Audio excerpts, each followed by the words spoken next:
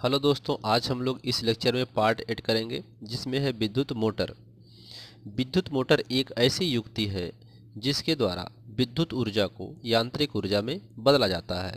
तो विद्युत मोटर क्या करता है? विद्युत ऊर्जा को यांत्रिक ऊर्जा में बदलता है। ठीक है, इसका सिद्धांत समझते हैं विद्युत मोटर का। जब किसी कुंडली को चुंबकीय क्षेत्र में रखकर धारा प्रवाहित की जाती है, यानी कुंडली हम पढ़ चुके हैं, तो कुंडली को चुंबकीय क्षेत्र में रखकर धारा प्रवाहित की जाती है तो कुंडली पर धारा के कारण एक बल युग्म कार्य करने लगता है। यह बल युग्म कुंडली को चुंबकीय क्षेत्र में लगातार घुमाता रहता है। इसकी दिशा फ्लेमिंग के बाएं हाथ के नियम द्वारा निर्धारित की जाती है। ठीक है, तो इसका सिद्धांत ये है कि कुंडली को चुंबकीय क्षेत्र में रख देते हैं और उसमें धारा प्रवाहित कर देंगे। तो जब धारा प्रवाहित करेंगे तो उस पर एक बलयुग्म कार्य करेगा, जिसकी वजह से यह चुंबकीय क्षेत्र में ही कुंडली लगातार घूमती रहती है। ठीक है, तो ये विद्युत मोटर इस सिद्धांत पर कार्य करता है, अर्थात फ्लेमिंग के बाएं हाथ के नियम के आधार पर। संरचना इसकी देखते हैं और फिगर बुक से इसका देख लेते हैं। यहाँ पे पहले फिगर को समझ लेते हैं। ये दो चुंबक हैं, ठीक है, और ये दोनों बहुत शक्तिशाली चुंबक होते हैं। यन और यस दो चुंबक रखे हुए हैं। ये अस्थाई शक्तिशाली चुंबक होते हैं, जो एक यन होता है एक यस होता है। यह आप यहाँ पर ये आर्मेचर होता है। आर्मेचर बहुत फेरों वाली एक आयताकार कुंडली होती है जिसे तांबे के अचालक तार, ठीक है, अचालक तारों की सहायता से इस कच्चे लोहे के क्रोड पर लपेट देते हैं। तो लपेट करके एक हम आर्मेचर बना लेते हैं। ठीक है, जो चुंबक के ध्रुवों के बीच में क्या करता रहता है? घूमता रहता है। ठीक, अब इसमें ये विभक्त वलय जो होता है, ये दो अर्धवृत्ताकार खंडों में विभक्त एक वलय होता है। दो अर्धवृत्ताकार खंडों में रहता है, यहाँ पर P और Q।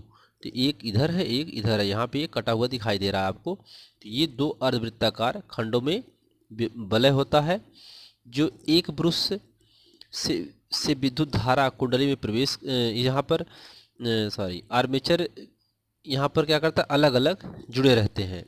ठीक है, और ये ब्रुश होते हैं। जो ब्रुश होते हैं वे इस आर्मेचर से ये कार्बन धातु की बनी दो पत्तियां हैं, यहाँ पे आपको दिखाई दे रही होंगी, जिसे हम लोग ब्रुश कहते हैं, जिन्हें विभक्त वलय स्पर्श करते हैं और एक ब्रश से विद्युत धारा कुंडली में प्रवेश करती है तथा दूसरे से बाहर निकलती है। ठीक है, यहाँ पर जब हम धारा इसमें प्रवाहित करते हैं तो ABCD ऐसे धारा होती हुई आती है। ठीक है, तो धारा एक बार क्या करती है? इसको यहाँ पर ऐसे ऐसे मान लेते हैं, इस सेंटर है मान लीजिए इसका। ठीक है, तो AB धारा जाएगी, फिर B से C जाएगी, C से D आएगी, फिर D से A पे आएगी। इस प्रकार से धारा चलती रहती है। तो धारा A से B जब आती है तो यहाँ पर यह इस प्रकार से गति घूमना शुरू कर देता है। ठीक है, जब ये घूमेगा तो ये पलटेगा। जब पलटेगा तो एक बार यह क्या करेगा? 90 डिग्री पाएगा सीधा। जब यह सीधा आएगा, लंबवत होगा, तो यहाँ पर धारा का मान शून्य हो जाएगा। तब वहाँ पर धारा नहीं बहती है। यह ऊपर आएगा तो ये नीचे जाएगा, फिर ऐसे ही चलता रहता है, ऊपर नीचे से होता रहता है। ठीक है, तो जब ये ऊपर आता है ये नीचे जाता है तो दोनों एक समय ऐसे परपेंडिकुलर पे हो जाते हैं, लंबवत हो जाते हैं। तो जिसकी वजह से धारा एक बार शून्य हो जाती है, अर्थात यहाँ पर गति शून्य हो जाती है। जो हमारे मोटर होते हैं उसमें धारा का प्रवाह इसी प्रकार से होता है। तो एक बार ऐसे जब गति करेंगे, ये वाला पार्ट ऊपर आएगा, ये वाला पार्ट नीचे जाएगा, इसमें धारा का मान क्या हो जाएगा? शून्य हो जाएगा। तो यह चलना बंद कर देगा। लेकिन यह मैग्नेट इतना क्रिएट कर लेता है कि यह लगातार उसमें गति करता रहता है, रुक नहीं पाता है। ठीक है, यह जड़त्व के कारण क्या करता है? कुंडली स्थिर नहीं हो पाती है। जड़त्व के कारण यह हमेशा गति करती रहती है। ठीक है, इसका आधा भाग ऊपर आएगा, फिर नीचे जाएगा, ऊपर आएगा, नीचे आएगा। तो इस प्रकार से गति करता रहता है और धारा बहती रहती है। ठीक है, तो इसमें संरचना में पहला है क्षेत्र चुंबक। यह एक अस्थायी शक्तिशाली चुंबक होता है जिसके ध्रुव यन व यस हैं। ठीक है, आर्मेचर यह बहुत अधिक फेरों वाली आयताकार कुंडली होती है जिसे तांबे के अचालक तारों से कच्चे लोहे के क्रोड पर लपेटकर बनाया जाता है। यह चुंबक के ध्रुवों से के बीच घूमती रहती है। आर्मेचर ये इसमें इसके बीच में चुंबक के बीच में क्या करती है, घूमती रहती है। ठीक है, अगला है विभक्त वलय। ये दो अर्धवृत्ताकार खंडों में विभक्त एक वलय है। ठीक है, दो अर्धवृत्ताकार, ये वाला भाग यहाँ पी और क्यू यहाँ अंदर दिखाया गया है, ये दो अर्धवृत्ताकार जो होते हैं ये विभक्त वलय होता है, रूप में होता है। यह आर्मेचर के सिरे दो अलग अलग वलयों से जुड़े होते हैं। तो आर्मेचर के जो सिरे होते हैं, ये आर्मेचर का ये सिरा होता है जो इसके विभक्त वलय के अलग अलग यहाँ से जुड़े रहते हैं इसके द्वारा। ठीक है, अगला है इसमें ब्रुश। ब्रुश यह कार्बन धातु की बनी दो पत्तियां होती हैं। ब्रुश किसका बना होता है, कार्बन धातु का बना होता है। ये ब्रुश है, यहाँ पर लगा हुआ है और ये कार्बन धातु का बना होता है, दो पत्तियां लगी रहती हैं इस पे। एक ब्रुश से विद्युत धारा कुंडली में प्रवेश करती तथा दूसरे ब्रुश से बाहर निकलती है। एक ब्रुश से विद्युत धारा प्रवाहित करेगी और एक ब्रुश से बाहर आती है। ठीक है, तो इस प्रकार से मोटर की 4 मुख्य पार्ट हैं, ये मुख्य कार्य हैं 4 इसमें, विद्युत क्षेत्र, आर्मेचर, विभक्त वलय और ब्रुश। तो इसको एग्जाम में आपको लिखना होगा। तो ये आपको बहुत शॉर्टकट में छोटा छोटा करके लिखा गया है, तो आप इसे आसानी से समझ सकते हैं। और इसके सिद्धांत में बस इतना ही कि जो